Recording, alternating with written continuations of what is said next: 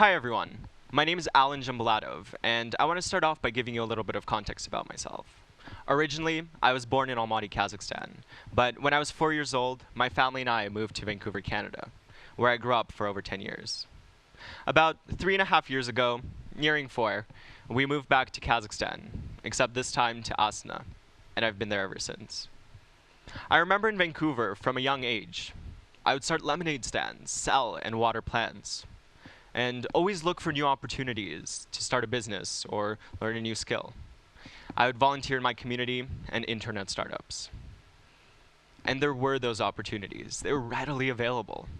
According to a study done by the Government of Canada, over 67% of youth ages 15 to 30 years old participate in some organization, and 71% give to charity.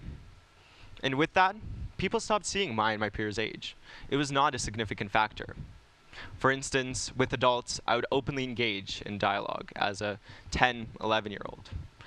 I remember I would go on these walks with Kathy, a neighbor of ours. I was little, about a meter tall, walking with an adult, discussing politics, culture, architecture, really anything that fascinated us. And age, it was not present. When I moved to Kazakhstan, I was charged with a similar energy, a drive to go beyond what I had previously done. But this quote-unquote honeymoon period did not last long.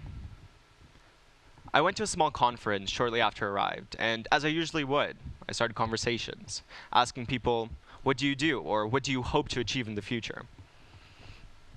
I got many amazing responses about the work people are doing, but not a single person asked, what about you?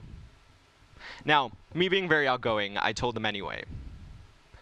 I wanted to change the country's perspective on inclusivity and start a business to explore the corporate field. But their response went something like this. Their eyes would widen, they would tilt their body back and cross their arms in disapproval, and ask with an almost sarcastic tone, do you hope to do that now or when you're older? Or I'd be questioned on end and be given their opinion that I'm still a teenager and should go back to doing what a teenager does, whatever that means. It was discouraging, but I kept going and going, talking with people and usually getting the same response. Until one day, I met Izada. She listened to my ideas, she saw my drive, and regardless of age, stepped out of social norms, and we became business partners. We currently run an event agency, which recently came out of the red and into the black. Even though I have this company and help run an inclusive center here in Astana, I noticed that I constantly have to prove myself, that my ability, due to my age, is doubted. A few months ago, I was on an order, and as I usually would, I came up to the client to ask her a few questions about the venue. But I was told to go back to working, you for-hire teenager. I'll only speak to one of the managers or someone who has a say, and clearly, that's not you. I'm used to this. Usually, it's a lot more harsh, so I'll let my business partner or employees talk to the clients or manage the workers on my behalf. But this shouldn't have to be the case. I shouldn't hide behind someone just so my ideas are taken seriously.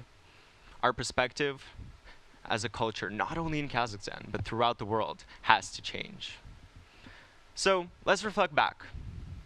Dear people who are older, as one day I'll be, you know how it feels to have ideas bubbling in your mind, wanting, yearning to express them, to have social change. Now ask yourself this. Were those ideas wrong just because you yourself were younger? Or did any of them shape who you are, who you became, the impact you've had? My grandfather often talks about his adolescence. He tells me about the trips he went on, and the adventures he took, and how they impacted him.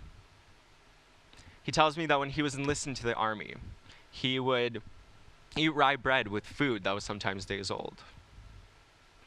He would recount the begrudging meals, eating just to survive, and how when he came back, he could only eat food that was cooked the same day. This happened over 50 years ago when he was 18, 19 years of age. And to this day, he will how he will have food in small batches, so he never has to eat leftovers. Never with rye bread. Now, what do my grandfather's strange eating habits have to do with giving youth opportunities? Well, everything. Our younger years shape who we are. The experiences we have, the things we do, they mold us into who we are for the rest of our lives, giving us the opportunities, the outlets, and teaching us one of the most valuable lessons in life, to get back up in the face of adversity or when we're knocked down. Having that trial and error will only strengthen us. As Franklin D. Roosevelt said, we cannot always build the future for our youth, but we can build our youth for the future. And I would like to add that the future is not cut and dry. There will be difficult moments, and it is critical now that we learn how to deal with them. However, that's only part of the issue.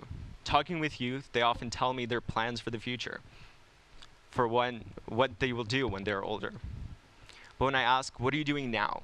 What short-term goals do you have and want to achieve? They pause, hoping that I'm in some way joking.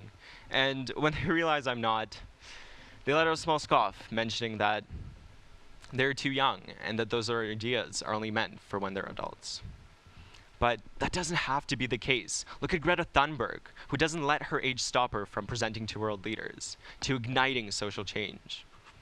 Or Mark Zuckerberg, one of the most influential people on earth right now, who created Facebook, a platform that would revolutionize the way we communicate out of his dormitory. Or even Bill Gates, who started working and coding in school. These are just some of the few of the thousands of examples of people who, despite their age, went on to change the world. Age is just a number. You can do anything you set your mind to. So find what you're passionate about, how you can better the world around you, even if it's just incremental, because one life changed is already an accomplishment. On the other hand, for the youth that are dragged down and discouraged, it can be difficult. It is discouraging to see people who I respect, whose opinions I value, tell me that because of my age, I'm not good enough. It can feel like the world is against you, and you should put your ambition aside and wait until you're older. But don't. You can act and achieve your goals now. And I really want to stress that being young is our greatest asset. Many of us don't have to worry about a roof over our heads, food on the table, and basic necessities. They'll always be there to fall back on. We, in our teenage and young adult years, have very little risk, and as such, unlimited potential. So, how do we address this? Well, this is probably one of the most important lessons I learned from a young age, to not listen to others. Ask my parents. They would happily spend hours telling about all the times I argued for my position, or gave them presentation on why I'm right.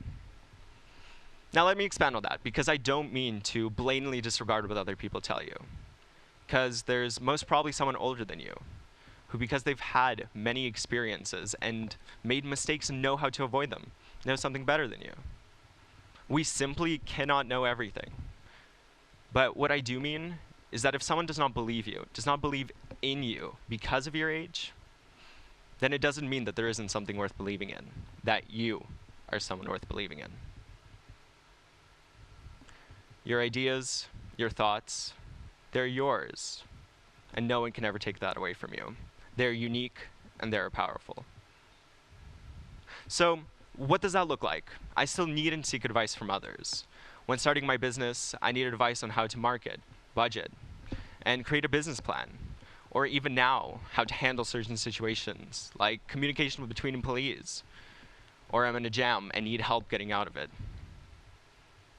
Whether from my parents, friends, or teachers, I still need advice, and that is okay. Not only is it okay, but having strong and knowledgeable advisors and knowing when to ask for their input assistance is vital to your growth. However, if someone pushes down your ideas, goals, work, or effort because of your age, because they don't believe in you, then it is simply not worth your time. You can change the world. And your age, your circumstance, is not a determinant to failure. is another stair you have to climb towards success. Thank you.